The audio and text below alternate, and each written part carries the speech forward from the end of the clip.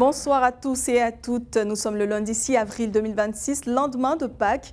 En cette période marquée par la foi, le partage et le renouveau, et l'actualité continue de façonner notre quotidien. Entre faits marquants, enjeux nationaux et questions de société, voici l'essentiel de votre journal. Au village de Djorampliwa, dans le département de Bokonda, sous préfecture de Benyassou, la fête de Pâques a débuté d'une manière originale. Le sport a été au cœur des préparatifs, avec des séances d'étirement et de footing au rendez-vous.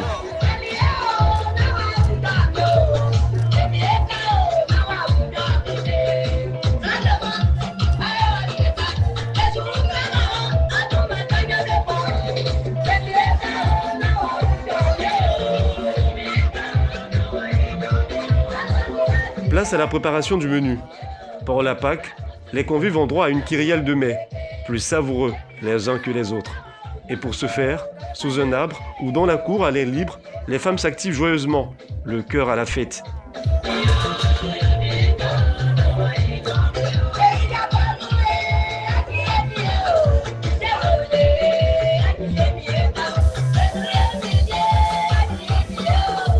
La fête s'est déroulée sans discrétion.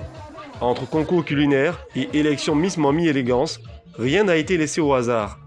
À l'issue des différentes compétitions, chaque participante a reçu des lots d'appareils électroménagers, de vêtements et d'équipements agricoles ont été remis aux populations pour marquer l'événement. Nous avons décidé d'associer notre image à cet événement parce que la mission première de l'ONG est la lutte contre la pauvreté.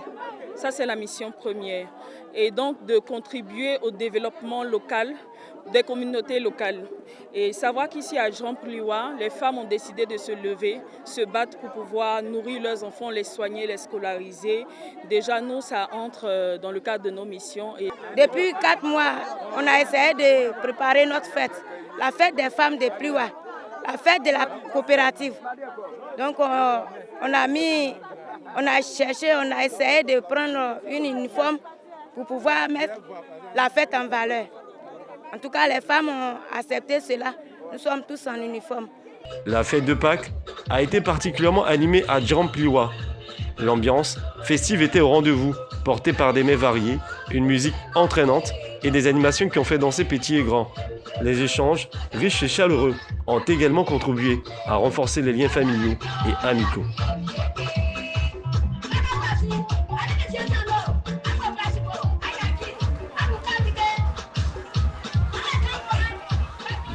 Cette année, le lundi de Pâques tombe ce 6 avril, offrant à des millions d'Ivoiriens un week-end prolongé bien mérité. Mais derrière le plaisir de profiter d'un jour de repos, une question revient souvent: pourquoi ce lundi est-il systématiquement férié alors que la fête religieuse elle-même a eu lieu le dimanche? Appelé parfois lundi de l'ange, en référence à l'ange qui annonça aux femmes que le tombeau était vide. Pourquoi cherchez-vous le vivant parmi les morts? Il n'est plus ici. Il est ressuscité. Rappelez-vous ce qu'il vous disait en Galilée. Il faut que le Fils de l'homme soit livré aux mains des pécheurs, qu'il soit crucifié et qu'il ressuscite le 3e jour. Ce jour férié n'est pas un simple bonus. Il a une histoire, il a une âme et un souffle de spiritualité. Le lundi de Pâques, c'est comme une pause entre deux souffles. Un moment pour prolonger la joie de Pâques, méditer sur la victoire de la vie sur la mort et marcher quelques pas dans les traces du Christ. Après tout, la résurrection n'a pas été expédiée en une journée. Pourquoi se presser pour célébrer? L'origine du lundi de Pâques est donc vieille de 17 siècles et se trouve dans la tradition catholique médiévale.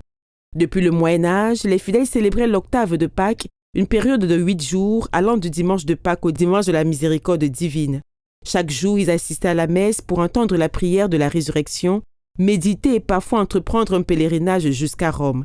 Cette tradition fut officiellement codifiée par l'empereur romain Constantin et toute la semaine était initialement chômée pour permettre donc aux chrétiens de vivre pleinement cette lumière nouvelle. Mais en 1801, Napoléon Bonaparte réduisit cette semaine en un seul jour férié, le lundi de Pâques, rationalisant ainsi les jours chômés, tout en conservant cette tradition chrétienne fondamentale. De nos jours, le lundi de Pâques est un jour pour prolonger la lumière, pour marcher, méditer et partager des moments de joie et de spiritualité.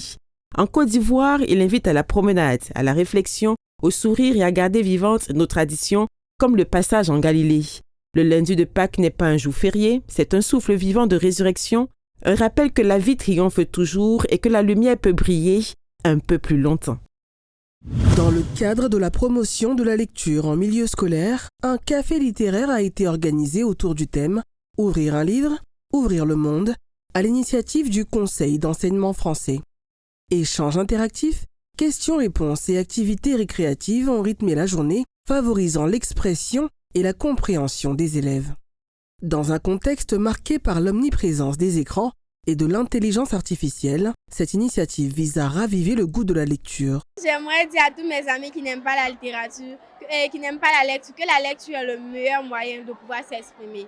La lecture est le meilleur moyen de pouvoir dire ce qu'on pense d'autrui et de soi-même. La lecture est le meilleur moyen de pouvoir avancer et c'est le moyen le plus sûr d'avancer dans la vie. Invité pour l'occasion, l'écrivain Mathurin Goli-Bihirier a partagé son expérience et encouragé les élèves à faire du livre un véritable levier de réussite. Je leur dis qu'ils sont en train de se tuer s'ils ne lisent pas, parce qu'ils sont en train de tendre vers le naufrage culturel. Voilà. Il faut obligatoirement lire, parce que la lecture, comme je viens de le dire, est la base de toute connaissance et de tout savoir. C'est pourquoi il est très important de lire et d'ouvrir le livre. En réalité, c'est pour amener nos enfants à aimer la littérature. Parce qu'aujourd'hui, avec l'avènement de l'intelligence artificielle, l'IA, beaucoup ne lisent plus. Donc nous avons invité pour que les enfants puissent s'orienter à la lecture afin de cultiver l'amour de la poésie, la lecture, les écrits et autres. C'est ça l'objectif en fait. Ce café littéraire s'est achevé sur une note positive, dans une ambiance à la fois pédagogique et artistique. Les élèves ont été sensibilisés à l'importance de la lecture comme pilier de leur formation et de leur ouverture intellectuelle. Une initiative qui rappelle que le livre demeure un outil essentiel de savoir, de culture et de réussite. À Korogo, Souleymane Diarra Souba, artisan forgeron et métallurgiste, mise sur le savoir-faire local pour concevoir des machines agricoles. Dans son atelier du quartier Naïnefoun, il fabrique tracteurs artisanaux, batteuses, broyeuses et autres équipements qui séduisent déjà des clients en Côte d'Ivoire, au Burkina Faso, offrant ainsi une alternative aux machines importées coûteuses. J'ai commencé ce travail en 1987. Vous savez, mes parents faisaient ce travail. Donc je suis né dans ce travail et j'ai grandi dans ce travail. Mon enfance et mon adolescence, je les ai passées entre le champ et l'atelier de mon père. Étant au champ, je voyais la souffrance des parents. Vraiment, c'était très pénible de labourer à la main. C'est ce qui m'a poussé d'ailleurs à développer ces engins pour aider nos parents cultivateurs. Sinon, c'était pas facile. Des machines robustes, faciles à réparer et abordables séduisent de plus en plus de producteurs en Côte d'Ivoire et au Burkina Faso. Le succès de ces équipements attire également les commerçants, tandis qu'une cinquantaine d'apprentis participent à une aventure industrielle locale. Au-delà de la fabrication, cette initiative montre le potentiel de l'innovation locale pour moderniser l'agriculture et promouvoir le consommé local avec un matériel devenu un véritable soutien pour les activités agricoles. M. Diarra Souba est un soudeur exceptionnel, il travaille bien. Bon, les marchandises sont performantes par rapport aux clients. Les clients aussi sont satisfaits de lui. Avec les machines de M. Diarra Souba Souleymane, depuis 2021, je suis dedans. Quand j'ai vu travailler ces machines et puis je suis venu, j'ai pris un. En tout cas, j'étais très content de ça. Sa manière de travailler, je suis très content, très rapide et puis c'est très bien même.